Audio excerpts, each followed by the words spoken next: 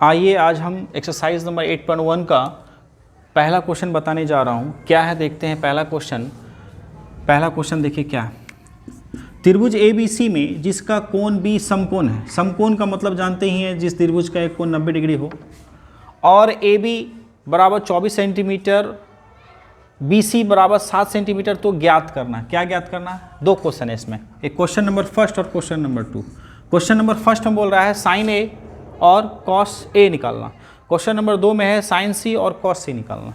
तो यहाँ पर सबसे पहले एक चीज़ ये देखना होगा, तो यहाँ पर साइन A बोल रहा है और यहाँ पर कॉस A बोल रहा है, लेकिन दूसरा नंबर क्वेश्चन में यहाँ पर भी साइन C और कॉस C। सबसे पहले यहाँ पर ये समझना होगा कि थीटा दोनों में अलग अलग दिया, थीटा जस्ट लाइक A।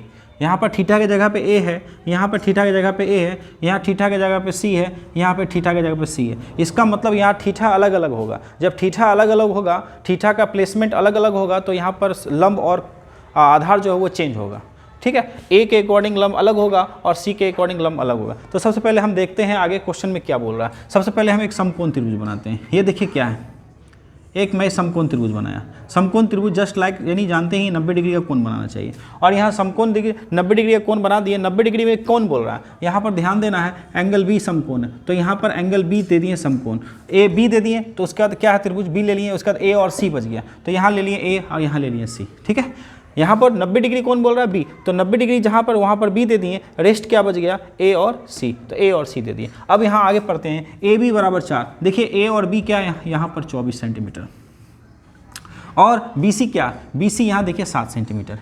तो सबसे पहले आपको ये देखना होगा कि 90 के सामने वाला भुजा पता नहीं है। 90 के सामने वाला भुजा जानते ही हैं, पिछले क्लास में बताया था कि 90 के सामने वाला भुजा सबसे बड़ा भुजा होता है, और सबसे बड़ा भुजा होता है वो कर्ण कहलाता है। कर्ण के लिए फॉर्मूला, सबसे पहले सॉल्यूशन देख लेते हैं। यहाँ पर सॉल्यूशन में देख लीजिए, AB बराबर 24 सेंटीमीटर और BC बराबर 7 सेंटीमीटर। निकालना है क्या, AC निकालने के लिए हमको क्या होगा, रूट अंडर, जानते ही सबसे बड़ा भुजा निकालने के लिए प्लस का फॉर्मूला होता है, root under AB square plus BC का स्क्वायर। ध्यान देना, AC बराबर रूट अंडर AB क्या है, AB है 24 का स्क्वायर प्लस BC क्या है 7 का स्क्वायर। ठीक है, AC बराबर इक्वल टू 24 का स्क्वायर 576 और 7 का स्क्वायर 49। तो दोनों को जोड़ेंगे तो हो जाएगा 625।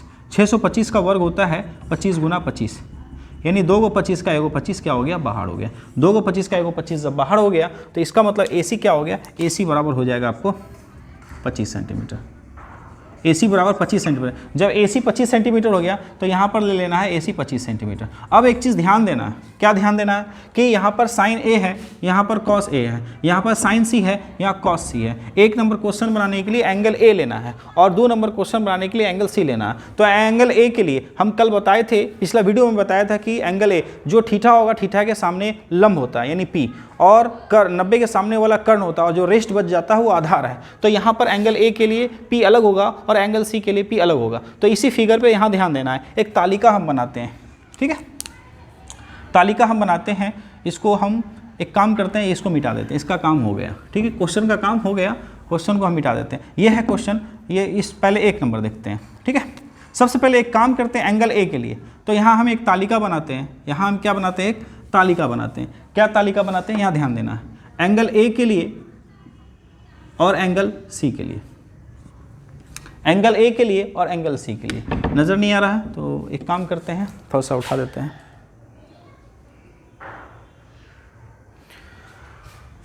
तो एंगल A के लिए और एंगल C के लिए, तो एंगल A के लिए P अलग होगा, एंगल C के लिए P अलग होगा। एंगल A के लिए B अलग होगा, एंगल C के लिए B अलग होगा। और एंगल A के लिए H जो होगा वही एंगल C के लिए होगा, क्योंकि H जो होता है हमेशा फिक्स होता है। 90 के सामने वाला H होता है यानी 25, यहाँ पर भी 25 जो होगा, यहाँ पर भी वही 25 होगा। अब देखिए यहाँ पर हमने कल पिछले क्लास में मैं बताया था कि थीटा के सामने वाला लंब होता है। तो यहाँ A है, एंगल A के सामने ये हो गया लंब, यहाँ पर लंब यानी P हो जाएगा 7, यानी एंगल A के लिए P क्या हो जाएगा 7, तो B क्या हो जाएगा 24 हो जाएगा। इसी प्रकार यहाँ देखिए एंगल C है, यहाँ क्या है एंगल C। एंगल C खोजिए कहाँ है इस त्रिभुज में, एंगल C यहाँ है। एंगल C के सामने वाला भुजा ये हो गया, तो एंगल C के सामने भुजा 24 है, ये 24 हो जाएगा लंब, तो लंब मतलब P, तो P बराबर हो जाएगा यहाँ पर 24 सेंटीमीटर। यहाँ P हो गया 24, तो B क्या बच गया रेस्ट 7। तो यहाँ पर आप गौर से ध्यान दीजिएगा, पिछले क्लास में बताया था कि एंगल ए के लिए P हो गया 7, तो एंगल C के लिए P हो जाएगा 24। लेकिन एंगल A और एंगल C के लिए H जो है, H मतलब कर्ण, वो हमेशा फिक्स होता है। जो एंगल A के लिए H होगा वही एंगल C के लिए भी H होगा, यानी यहाँ भी H बराबर 25 है तो यहाँ भी H बराबर 25 है। लेकिन यहाँ देखिए A के लिए B 24 है तो C के लिए B 7 है, A के लिए P 7 है तो C के लिए P 24 है। तो इस तरीके से हम कह सकते हैं कि जहाँ पर थीटा होगा, थीटा के जस्ट सामने वाला लंब होता है। तो A के लिए लंब हो जाएगा 7 और C के लिए लंब हो जाएगा 24। तो A के लिए लंब 7 हो गया तो आधार 24 A के लिए, लेकिन C के लिए लंब 24 हो गया तो आधार 7 हो जाएगा। अब हम आगे देखते हैं क्वेश्चन नंबर फर्स्ट में क्या बोल रहा है। इसका काम हो गया। अब क्वेश्चन नंबर फर्स्ट देखते हैं।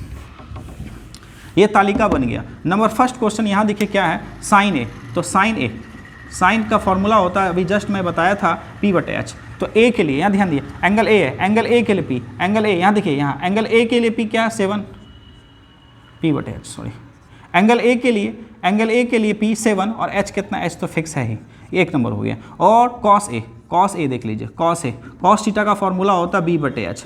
एंगल ए के लिए B हो जाएगा 24 और H तो खैर फिक्स है, तो ये एक नंबर हो गया, ये एक नंबर हो गया। 2 नंबर देखिए क्या है, 2 नंबर में क्या बोल रहा है, साइन सी। तो साइन थीटा का फॉर्मूला होता है P/H। तो यहाँ देखते हैं C के लिए P हो जाएगा 24 और H हो जाएगा 25। इसी प्रकार हम देखते हैं कॉस सी। तो 2 नंबर में देखिए कॉस थीटा का फॉर्मूला होता है B/H। तो C के लिए B होता है 7 और H तो खैर फिक्स है, तो ये हो जाएगा 7/25। तो इस तरीके से एक क्वेश्चन हो गया। तो इसको नोट कर लेना है, जहाँ पर डॉट हो आप कमेंट सेक्शन पे कमेंट कीजिएगा, ठीक है। और नेक्स्ट पार्ट जो है आपको मिलता रहेगा। आप हमारे फेसबुक पेज से जुड़े रहिए, डेली कुछ ना कुछ वीडियो आपको मिलता रहेगा, और हमारे यूट्यूब चैनल से भी जुड़े रहिए। थैंक यू, धन्यवाद।